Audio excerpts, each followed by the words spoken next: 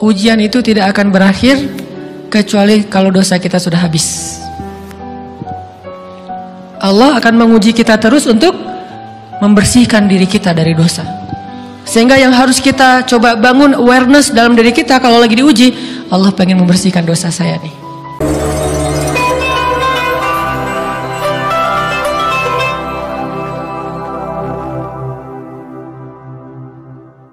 Tips dari Allah, dari Rasul, cara kita supaya lebih sabar dalam menghadapi ujian, khususnya ujian perasaan. Pertama, saya mengambil dari hadis riwayat yang diriwayatkan dari Abu Hurairah, hadis Hasan. Nabi SAW mengatakan, "Ma yazalul bala'u bil mu'mini wal mu'minati fi nafsihi wa waladihi wa malihi hatta yalqallaha ta'ala wa ma alaihi khati'ah." Tidaklah seseorang selesai diuji, baik dia laki-laki, orang yang beriman, atau perempuan yang beriman, baik itu ujiannya terjadi pada dirinya, atau melalui anaknya, atau melalui hartanya, artinya ujian harta, ujian fisik, ujian perasaan, sampai dia bertemu dengan Allah dan dia tidak punya dosa. Apa maksud dari hadis ini? Ujian itu tidak akan berakhir kecuali kalau dosa kita sudah habis. Allah akan menguji kita terus untuk membersihkan diri kita dari dosa. Sehingga yang harus kita coba bangun awareness dalam diri kita kalau lagi diuji, Allah pengen membersihkan dosa saya nih. Sehingga kita ridho dengan ujian, bukan ikhlas ya. Kalau ikhlas ibadah, kalau ujian ridho, rela. Saya ridho ya Allah, walaupun ini berat. Saya ridho ya Allah, walaupun saya berharap Engkau beri jalan keluar. Saya ridho ya Allah, walaupun saya berharap ditolong oleh Allah. Tapi tetap ridho diberikan ujian itu, sambil berdoa diberikan jalan keluar, ditolong, diberikan keajaiban. Cuman gak mau mengeluh. Dan berdoa meminta jalan keluar bukan mengeluh, itu ibadah. Berdoa itu ibadah dalam Islam. Sehingga Allah suka banget sama hamba yang berdoa. Allah suka dengan hamba yang curhat. Nabi itu kalau lagi curhat, doanya aja bisa berjam-jam cuma doa doang tuh. Kayak hadis Aisyah pas lagi cemburu malam-malam kan, Aisyah lagi tidur, ini jatah malamnya Aisyah.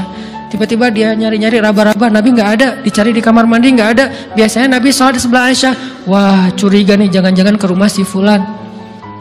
Dicari ke rumahnya, ditelepon nggak aktif, mungkin lagi dicas, datang ke rumahnya. Ketuk pintu. Hafsah, Nabi di rumah kamu nggak? Enggak Aisyah, beneran. Cari ke rumah Sofia. Sofia, Nabi di sini enggak? Enggak, beneran. Cari ke rumah Maria. Maria di sini enggak Nabi? Enggak. Kemana ya Nabi? Rumah istri-istri yang lain enggak ada. Pas balik ke rumahnya, ngelewat masjid, ngelihat Nabi lagi sujud di Masjid Nabawi di mihrab, dan Aisyah mendengar Nabi menangis sambil berdoa, dan sujudnya itu seperti membaca 1 juz Al-Quran. Dan itu isinya doa nangis. Robbi. Jadi kalau kita katakan gak usah banyak berdoa sama Allah, malu. Justru Allah suka kepada hamba yang berdoa. Justru sebaliknya, kalau kita jarang berdoa atau enggan berdoa, buat Allah itu orang sombong. Allah gak suka hamba kayak gitu. Kamu gak butuh saya. Sama kayak kita lagi ada masalah, punya teman yang punya kelebihan harta, terus kita kayak bingung gitu nyari kesana kemari pinjaman, dia gak dikasih tahu. Pas dia tahu dari orang lain, dia ngomong apa? Kamu gak nganggap saya ya? Emangnya saya bukan teman kamu? Kok kamu punya masalah keuangan tapi saya nggak dikasih tahu, malah saya tahunya dari orang lain? Tersinggung kan? Kalau teman kita aja tersinggung, apalagi Allah. Kamu punya masalah kok nggak ngomong ke saya, wahai hambaku? Bukan berarti Allah nggak tahu. Allah tahu, cuman Allah berhak, bukan ingin ya, berhak untuk dilibatkan. Allah berhak untuk dicurhatin. Allah berhak untuk dijadikan tempat kita untuk habis-habisan menangis dan melampiaskan masalah kita kepada Allah dalam bentuk curhat-curhat dan doa. Sehingga kalau kita berdoa, ya Rabbi, Allah langsung inni qarib, mendekat Allah kepada kita.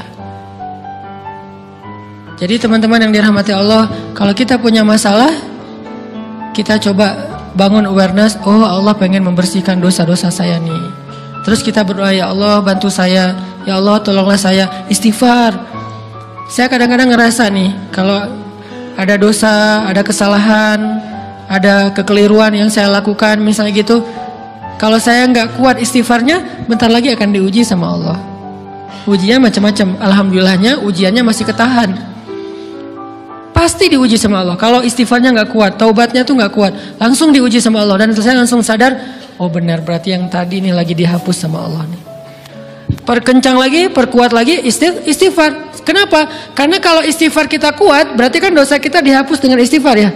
Otomatis ujian kita durasinya berkurang. Makin kuat istighfar, makin berkurang. Kalau istighfarnya udah mantap, udah selesai, Allah cabut tuh ujian kita. Diganti dengan kebaikan. Jadi teman-teman, kita coba sadari, oh kalau Allah menguji saya, emang saya banyak dosa. Sebelum kita mencari kambing hitam, nyalah-nyalahin orang lain, sebelum kita marah kepada orang lain, kadang wajar kita marah kepada orang lain gara-gara ucapannya, komennya, teks dari dia, wajar. Tapi sebelum itu, marah dulu kepada diri kita atas dosa dan kesalahan kita yang baru saja kita lakukan. Atau yang dulu kita lakuin dan belum benar-benar kita tinggalkan. Kalau kita ngerasa banyak dosa di masa lalu sebelum kita taubat, hijrah, berarti mungkin itulah alasan kenapa sekarang kita diuji setelah hijrah. Kenapa agak-agak harus jungkir balik setelah kita hijrah. Kenapa harus sedikit berdarah-darah setelah kita hijrah. Anggap aja itu untuk mengkifarat, membersihkan dosa-dosa kita yang telah lalu. Supaya apa? Supaya kalau kita pulang kepada Allah, kita pulang dalam keadaan bersih. Dan itu pasti akan menjadi orang yang paling beruntung. Daripada nanti diberesin di akhirat, mending diberesin di dunia kan? Soalnya kalau diberesin di akhirat, itu lebih berat. Akhirat itu perlakuannya beda dengan di dunia. Di dunia kalau kita salah, akan dibalas oleh Allah. Kalau kita belum taubat, dibalas oleh Allah sama. Tapi di akhirat, ukurannya beda. Sehingga heran ya, kalau ada orang yang merasa beruntung lolos dari hukuman dunia, dia pikir dia udah lolos dari hukuman Allah, mending dia beresin deh di dunia daripada nanti di akhir berlarut-larut. Itu bahaya banget. Kalau buat saya pribadi, dan saya yakin teman-teman juga kayak gitu, gak mau ada masalah di akhirat, mending masalah di dunia aja. Tapi masalah di dunia juga kita gak mau berlarut-larut, pengen cepat dimudahin sama Allah. Caranya istighfar. Tidaklah Allah memberikan kepada kita ujian kecuali salah satu alasannya pengen menghapuskan dosa.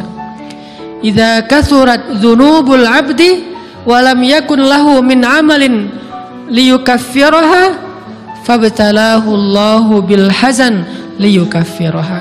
Kalau seorang hamba banyak dosa dan dia enggak cukup amal untuk mengkifarat dosa-dosanya, Allah akan menguji dia dengan rasa sedih, dengan rasa kecewa, dengan rasa berat, sakit hati untuk mengkifarat dosa-dosanya. Itu yang kita bangun. Sehingga kalau ada masalah sama orang lain, kita memperbaiki diri dulu. Bukan sibuk dengan kesalahan dia terus menerus yang gak mau kita maafin. Misalnya ada teman kita nih, jadi clash sama kita. Hal pertama yang kita bangun, astagfirullahaladzim, saya banyak dosa nih. Tapi kan yang salah dia, ya. Tapi mungkin dia nggak akan mengatakan kalimat itu, nggak akan bersikap kayak gitu kalau kita nggak punya dosa. Allah sengaja mengutus dia untuk menguji kita lewat kata-katanya, lewat perilakunya, karena kita punya dosa. Jadi penyebab pertama diuji itu bukan teman kita yang salah, itu penyebab kedua. Memang dia salah, dan itu harus kita akui, realistis lah. Dia salah, dia nggak pas, dia nggak bijak, dia apa? Oke. Tapi yang mentakdirkan dia salah kepada kita Allah Subhanahu wa taala. Kenapa Allah takdirkan gitu? Karena kita masih punya banyak dosa. Allah kirim kita ujian, bisa manusia, bisa alam, bisa dalam diri kita sendiri.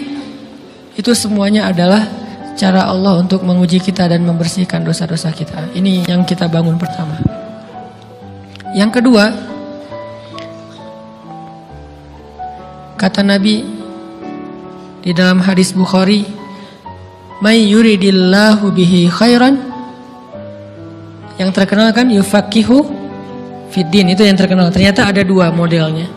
Ada may yuridillahu bihi khairan yufaqihu fiddin. Siapa yang Allah pengen kasih dia kebaikan agama, kebaikan, Allah akan buat dia mengerti halal dan haram. Itu berarti Allah sayang sama dia. Ini satu model hadis. Ada model yang kedua, mirip redaksinya. May yuridillahu bihi khairan yusib min. Hadis Bukhari. Siapa yang Allah pengen ngasih dia kebaikan, Allah uji. Hah? Kok gitu caranya? Ternyata kayak gitu rahasianya. May yuridillahu bihi khairan, may yuridillahu bihi khairan. Siapa yang Allah pengen ngasih dia kebaikan, Allah kasih dia musibah atau ujian. Kenapa bisa seperti itu Ustaz? Fa inna ma'al usri yusra, inna ma'al usri yusra. Seolah-olah Allah bilang di dalam ayat itu, kalau kalian mau dapat kemudahan, biasanya lewatnya kesusahan dulu. Kalau kalian pengen dapat keberuntungan, biasanya dapatnya kerugian dulu. Tapi keberuntungan dan kerugiannya pasti nggak sebanding. Keberuntungannya jauh lebih besar daripada kerugiannya. Kerugian itu kayak modal doang, DP. Jadi kalau kita mau dapat kejutan dari Allah, Allah kasih kita DP. DP-nya apa? Ujian, DP-nya musibah, DP-nya rasa nggak nyaman. Itu DP tuh. DP terhadap apa? DP dari Allah terhadap hadiah-hadiah besar yang Allah pengen ngasih ke kita setelahnya. Cuman banyak orang yang menolak DP ini. Sama kayak kita misalnya. Kalau kita mau ngasih dia hadiah, kita kasih dia kayak kejutan dulu. Dia lagi ulang tahun nih, disiram air dulu. Setelah itu dikasih hadiah-hadiah yang mahal. Rela nggak disiram air demi hadiah? Rela, udah siramin lagi aja.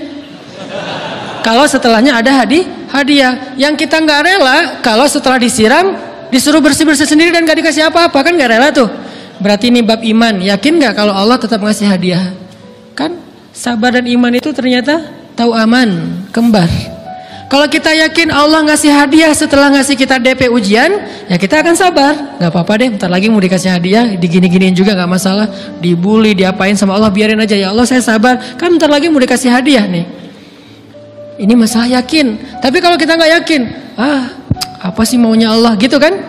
Begitu kalimat ini keluar, maka yang muncul setelahnya adalah mengeluh, berputus asa, dan gak akan sabar menghadapi ujian. Ujian, kata Nabi, may yuridillahu bihi khairan, siapa yang Allah pengen kasih hadiah, siapa yang Allah pengen kasih kejutan, siapa yang Allah pengen kasih pertolongan, siapa yang Allah pengen kasih kebaikan, yusib min, Allah akan uji dia dulu. Ini sunnatullah. Sehingga kalau kita lagi diuji, yang kita lihat jangan ujiannya, apa setelah itu. Gimana ngelihatnya Ustaz? Gak kelihatan. Dengan mata hati. Istafti qalbak, tanya kepada hatimu, kelihatan nggak? Dengan mata hati. Gimana ngelihat dengan mata hati? Dengan iman, saya percaya Allah pasti ngasih kebaikan setelah ini. Orang Allah sendiri yang ngomong, nggak ada satu huruf pun di Al-Quran yang salah, apalagi satu ayat, apalagi dua ayat. Fa inna ma'al usri yusra, ditegesin lagi, inna ma'al usri yusra. Tapi usr dulu, baru yusr. Dikasih kesusahan sedikit, dikasih kemudahan yang banyak. Dikasih kesusahan sedikit, dikasih kemudahan yang banyak. Ini yang kita coba bangun, tajdidul iman. Bangun memperbaharui yakin. Sehingga ketika kita diuji, sedih, wajar. Mengaduh sedikit, bukan mengeluh ya. Kalau mengeluh kan nyalahin Allah. Kalau ngaduh, yang namanya orang dicubit kan, itu ngaduh. Tapi kalau, apa sih maunya Allah? Nah itu ngeluh. Antara mengadu dengan mengeluh berbeda. Mengaduh, itu manusiawi. Sedih, itu manusiawi. Air mata, bahkan bukan hanya manusiawi, itu rahmat dari Allah. Orang yang gak bisa menangis itu yang bahaya. Kalau kita masih bisa menangis, berarti kita masih peka hatinya. Bukankah anak kecil paling sering menangis? Berarti hatinya peka. Siapa lagi selain anak kecil yang paling sering menangis? Cewek. Cowok itu emang gak punya perasaan, makanya jarang nangis. Cewek dikit-dikit nangis. Jangan bilang, cemen banget sih nangis, cengeng apa. Enggak, karena dia perasaannya lebih peka dari kita. Itulah kenapa Allah menitipkan bayi kepada perempuan. Kalau dititipin ke laki-laki, hancur.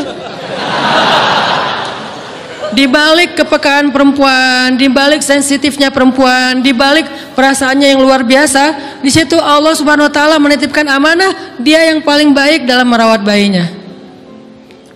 Perempuan secara umum mungkin lebih banyak bicara daripada laki-laki ya.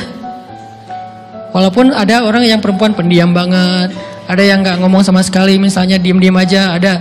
Tapi secara umum perempuan lebih banyak berucap daripada laki-laki. Emangnya ini kekurangan? Bukan.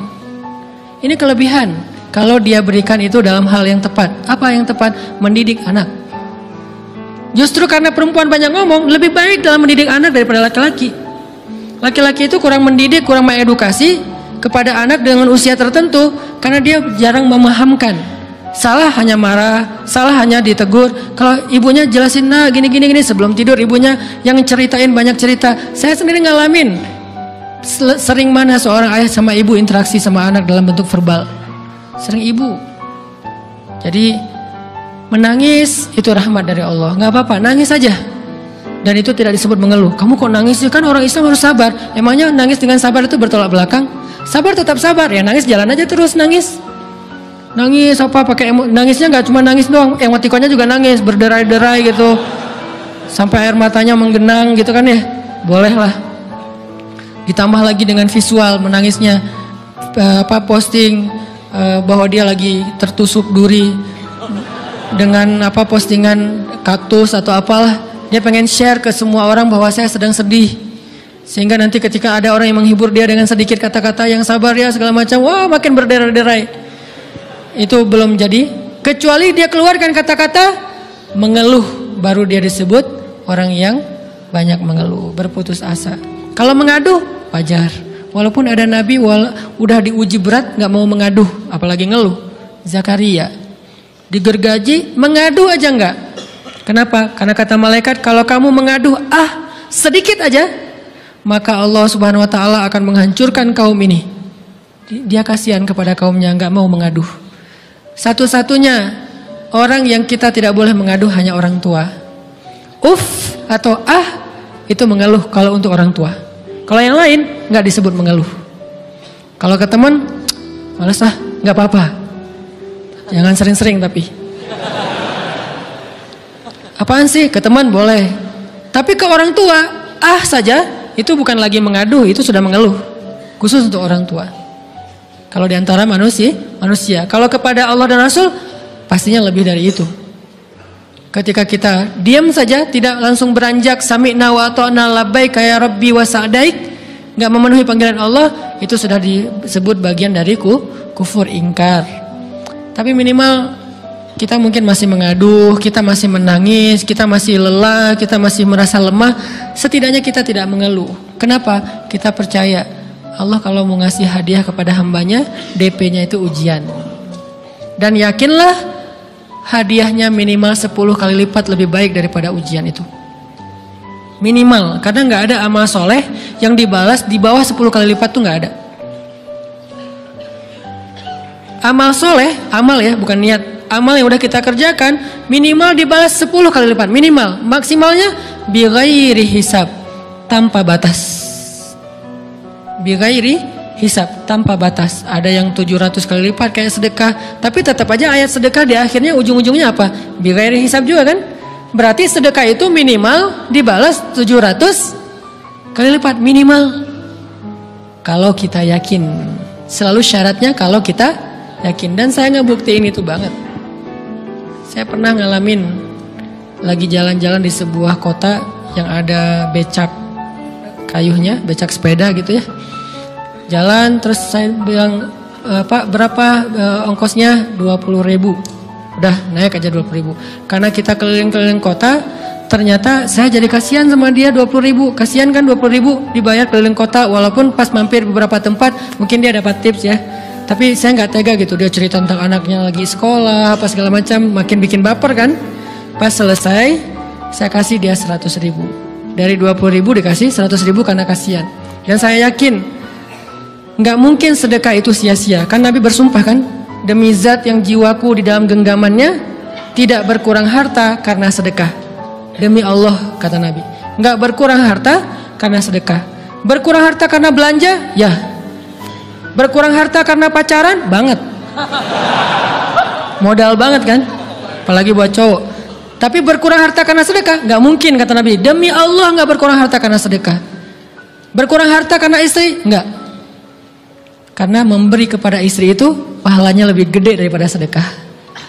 Makanya ngemodalin pacaran setelah nikah itu tumbuh berkah. Modal pacaran sebelum nikah itu apes. Jadi kalau pengen modal nih, ngemodalin cewek, traktir, ngapa-ngapain, bayarin, jangan sebelum nikah. Sebelum nikah jadi orang pelit aja, nggak apa-apa. Tapi setelah nikah jor-joran ngasih, apalagi yang, bayarin semuanya. Kenapa? Pahalanya lebih gede daripada sedekah. Bahkan lebih gede daripada infak fi sabilillah. Seorang suami memberi nafkah istri, itu pahalanya terkadang lebih besar daripada kita berinfak untuk fi sabilillah, untuk korban perang.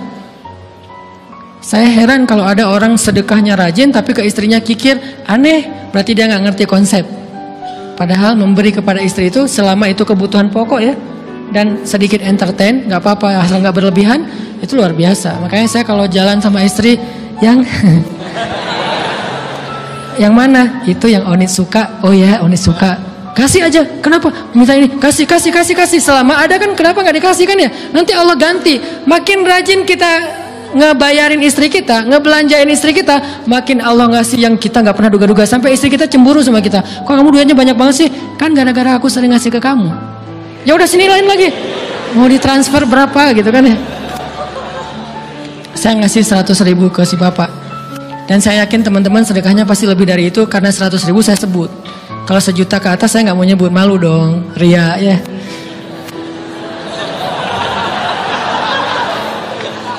Sebenarnya nggak pernah sih. 100.000 deh, karena kan kecil. Saya kasih 100.000. Ternyata begitu saya kasih 100.000, dia doa. Nah ini nih pentingnya sedekah ke orang yang membutuhkan tapi nggak minta-minta. Dia tulus. Dia langsung doa, ya Allah Pak, mudah-mudahan rezekinya lancar, berkah, bertambah dan segala macam, bahagia keluarganya. Doa-doa ini semuanya dikabulkan dalam hitungan hari.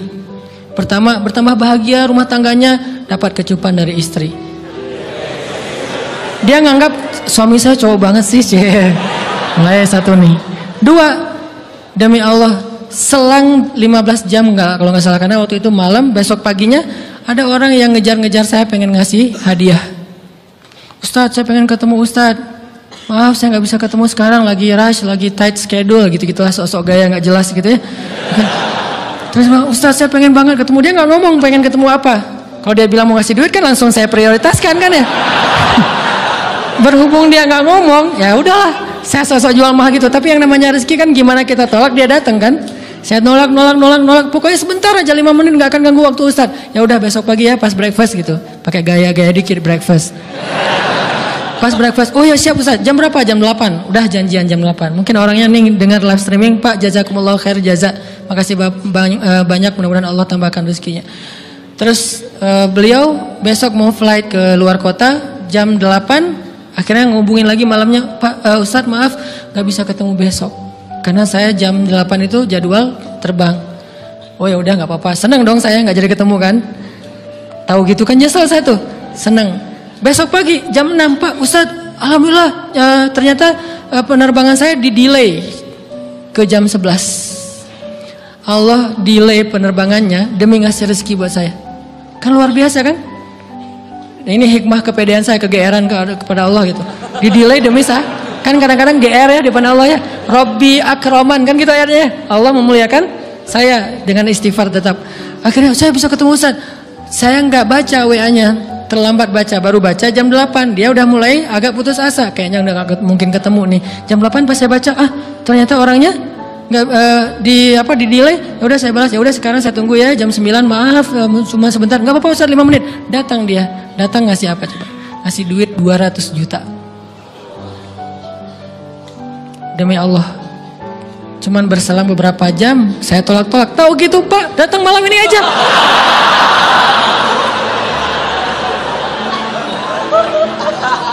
Harusnya malam itu juga saya cari orangnya. Kalau perlu saya yang nyamperin Bapak. Sherlock, saya kejar. Manusia gitu banget ya. Tapi Masya Allah di situ saya jadi tahu, oh doa orang itu lebih akurat, lebih mantap, lebih diijabah daripada doa saya. Mungkin bukan karena sedekah, tapi karena doa setelah sedekah. Ya Allah dan segala macam dimudahkan sama Allah. Itu luar biasa loh. Saya nggak percaya, saya pikir main-main. Orang nih iseng kayaknya pengen ketemu doang, pengen selfie. Ternyata pas saya cek, ditransfer, di capture, Ustadz udah ditransfer. Saya, jangan-jangan nih jebakan Batman gitu ya. Nyari-nyari sana segala macam. Alhamdulillah ternyata emang niat baiknya pengen, alhamdulillah saya terkesan, saya dapat hidayah lewat Ustaz segala macam. Sekarang saya pengen membalas jasa Ustaz walaupun kecil 200 juta. Untung saya nggak kaget dan kemudian pingsan. Pak 200 juta stroke kan ya, bahaya. Lebih mahal dari 200 juta. Ini keajaiban ya teman-teman. Jadi kita tuh, saya kan sering bilang keajaiban itu terjadi tergantung tingkat iman. Bukan saya udah soleh banget, enggak. Saya belajar terus untuk yakin deh sama Allah. Modal kita tuh kan gini sebetulnya kan. Duit kita tuh banyak loh teman-teman. Cuman gak disimpan di bank, gak disimpan di saku, disimpannya di sisi Allah. Bedanya apa sih? Kenapa kita kalau disimpan di bank tenang? Saya lagi punya duit banyak dari 100 juta. Di mana? Di bank. Aman. Kenapa kalau disimpan di saku? Aman. Tenang. Kenapa kalau disimpan di Allah nggak tenang? Kenapa kalau disimpan di Allah kita bilang nggak punya duit? Ini kan nggak fair sama Allah. Nggak punya duit nih. Siapa bilang nggak punya duit? Kan ada Allah. Tinggal minta sama Allah. Tapi nggak ada wujudnya. Tapi kan ada janjinya. Bukankah janji Allah lebih kuat daripada wujud? Bukankah iman harusnya lebih mantap daripada sesuatu yang konkret yang kita lihat? Ada duitnya di sisi Allah. Kenapa nggak dikasih? Karena kita belum butuh. Kalau kita yakin duit kita itu ada di Allah, tapi dikasihnya pas kita butuh. Begitu butuh ya Allah, langsung dikasih sama Allah.